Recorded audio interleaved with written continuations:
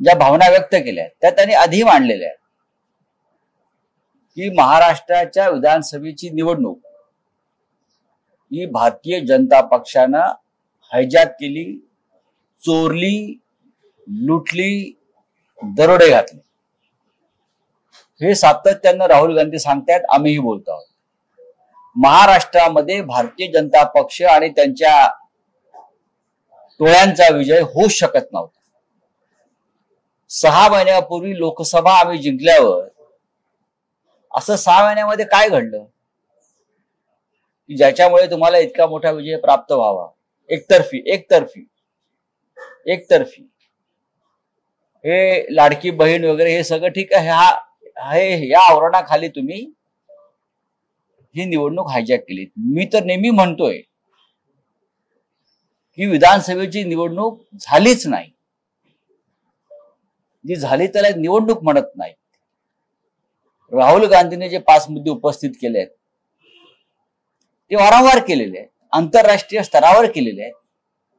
आणि भारतातली लोकशाही ही मोदी, शहा आणि फडणवीस यांच्यासारख्या नेत्यांनी कशी हायजॅक केली आहे, लोकशाहीची मूल्य कशी पायदळी तुडवली आहे. निवडणूक आयोगापासून त्या अनेक संस्था ज्या आहेत त्या कशा अस्वस्थ करून सोडलेल्या आहेत. आता हे भारतीय जनता पक्षाचे लोक म्हणतात की राहुल गांधी यांची विधानं खोटी आहेत व राहुल गांधी खोटं बोलतात. हे या देशामध्ये खोटं बोलण्याचा नोबेल पुरस्कार जर कोणाला द्यायचा असेल तर तो भारतीय जनता पक्षाचे जे प्रमुख नेते आहेत नरेंद्र मोदी त्यांना द्यायला पाहिजे.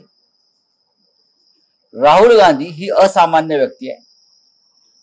राहुल गांधी हे संविधानिक पदावर बसलेली व्यक्ती आहे. लोकसभेचं विरोधी पक्ष नेतेपद हे संविधानिक पद आहे.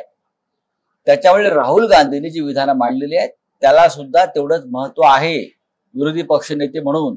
हे देवेंद्र फडणवीस आता त्यांच्या अंगाचा तिळपापड झालेला आहे. आतापर्यंत आम्ही बोलत होतो पण देशातल्या किमान 14 वृत्तपत्रांनी प्रमुख राहुल गांधीचं म्हणणं छापल्यामुळे आणि ते लोकांपर्यंत गेल्यामुळे भारतीय जनता पक्ष उघडा नागडा पडलेला आहे. देवेंद्र फडणवीसांनी लेख लिहावा, ग्रंथ लिहावा, नवी गीता लिहावी या विषयावर. तुम्ही कसे जिंकलेला आहात, तुम्ही एकनाथ शिंदे, अजित पवार महाराष्ट्रात, हे अख्ख्या जगाला माहिती आहे. भारतीय जनता पक्षाची ताकद त्या याच्यात इतकीच होती ते 25 जागा जिंकू शकत नव्हते. एकनाथ शिंदे 10 ते 15 जागा जिंकू शकत नव्हते फार तर. आणि अजित पवार सुद्धा त्याच रेंजमध्ये असताना ज्या पद्धतीनं विरोधी पक्षाला जागा वाटप केलं या लोकांनी, निवडणूक आयोगाने केलं जागा वाटप आहे की त्यांना एवढ्या आणि त्यानुसार त्यांनी संपूर्ण महाराष्ट्रामधल्या मतदान केंद्रावरती ज्याला सेटिंग म्हणतात राहुल गांधी ते केलेलं आहे.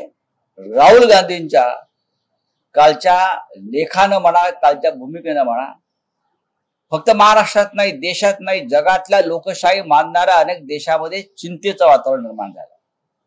आणि देशाच्या जनतेलाही कळलंय की नरेंद्र मोदी आणि कंपनी निवडणुका कशा प्रकारे जिंकते हे स्पष्ट झालं.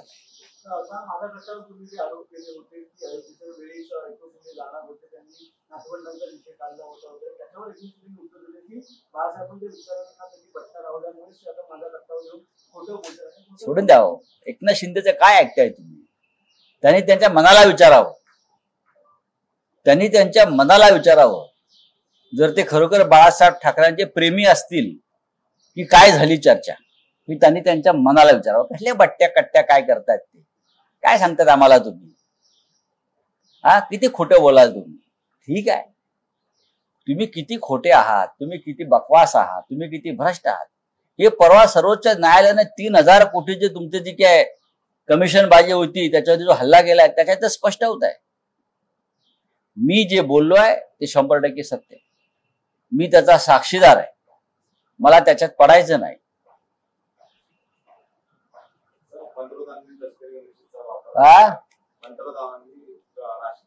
गणवेशाचा वापर राजकीय कामासाठी केला सामना तुम्ही जर लष्करी गणवेश घालून फिरला तर तुमच्यावरती गुन्हा दाखल होईल. जी भारतीय न्याय संहिता आहे त्याच्यामध्ये काही जी कलमं आहेत under section so and so, तुम्ही लष्करी गणवेश वापरलात किंवा लष्करासंदर्भातलं काही साहित्य वापरलं, पथकं वापरली, फोटो काढून लष्करातल्या गणवेशातले फोटो तुम्ही पोस्टरवर लावले तर तुमच्यावरती गंभीर स्वरूपाचे गुन्हे दाखल होऊन तुम्हाला साधारण 3 वर्षाची शिक्षा होऊ शकते. इथे तर राजकीय कारणासाठी पंतप्रधानांचे गणवेशातले फोटो वापरले जाऊन बिहार वगैरे जिथे निवडणूक आहेत तिथे भारतीय जनता पक्षाचे लोक हे फोटो वापरतात. भारतीय जनता पक्षाचे राष्ट्रीय अध्यक्ष असतील किंवा त्या राज्याचे अध्यक्ष असतील त्यांच्यावर गुन्हे दाखल व्हायला पाहिजेत. जर तुम्ही सामान्य माणसांवरती अशा प्रकारचे गुन्हे दाखल करता, अशा प्रकारचा गणवेश फक्त तिन्ही सेना दलाचे प्रमुख वापरू शकतात, जवान वापरू शकतात, तुम्ही कसे वापरताय? आणि ते सुद्धा ऑपरेशन सिंदूर झाल्यावर, ते सुद्धा ते एअर स्ट्राईक काहीतरी केला होता त्यानंतर. तुम्ही भारतीय जनता पक्ष निवडणूक प्रचारामध्ये सैनिकांचा गैरवापर करताय हे यातून स्पष्ट होत आहे. विद्यादानाची उज्ज्वल परंपरा असलेलं विद्येच्या माहेरघरातील आदर्श विद्यापीठ टिळक महाराष्ट्र विद्यापीठ पुणे 2025-26 या शैक्षणिक वर्षासाठी प्रवेश सुरू. BSc AI and ML, BSc data science आणि MSc डेटा सायन्स.